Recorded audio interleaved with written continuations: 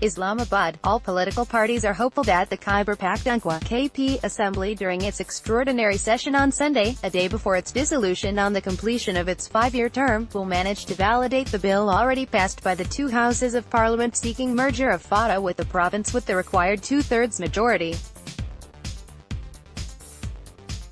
However, according to some legal and constitutional experts, the failure of the provincial legislators to do so can bring the legislation under legal scrutiny, and it can even be challenged before a court of law, since the constitution is silent on the period required for the president to wait for the nod from the provincial assembly prior to giving his assent. The provincial government had reportedly sent a summary to the governor on Friday, soon after the passage of the Constitution Amendment Bill from the Senate, for summoning a session of the Assembly at 2 p.m. on Sunday. The session has been convened only to give its approval to the historic bill that would erase the colonial-era division between tribal areas in the province. After the Provincial Assembly's approval, the landmark bill will bring the tribal borderlands, comprising 7 agencies and 6 frontier regions, to the mainstream, and they will be merged with Khyber Pakhtunkhwa. Tribal people will get representation in the KP Assembly through the amendment.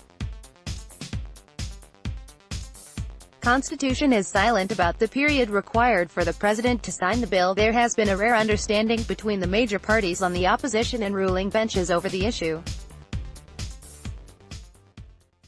However, the Jamiat Ulema-Islam (JUIF) has warned it will besiege the Assembly Secretariat on Sunday to sabotage the session.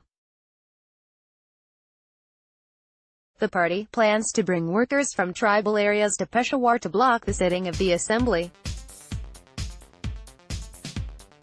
The JUIF has been opposing the bill and demanding a referendum to seek assent of tribal people before Fata's merger with KP. Tabling the Constitution Amendment Bill in the KP Assembly is a constitutional requirement. As per Article 239(4) of the Constitution, the President cannot assent to constitutional amendment bill which affects geographical boundaries of a province without approval by the Assembly of that province.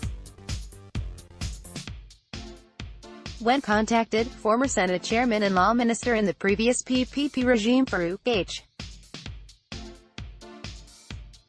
Naik admitted that there had been no mention of the period within which the President was required to sign the bill. He said such a situation had never arisen in the past, and of course this question is a big question. The Constitution is silent as well as there is no precedent in the country, Mr. Naik said. If the bill is not passed by the KP Assembly, then the question will be if it will lapse or the next KP Assembly will have the prerogative to take the issue again, he said, adding that anyone could even challenge the process in a court of law.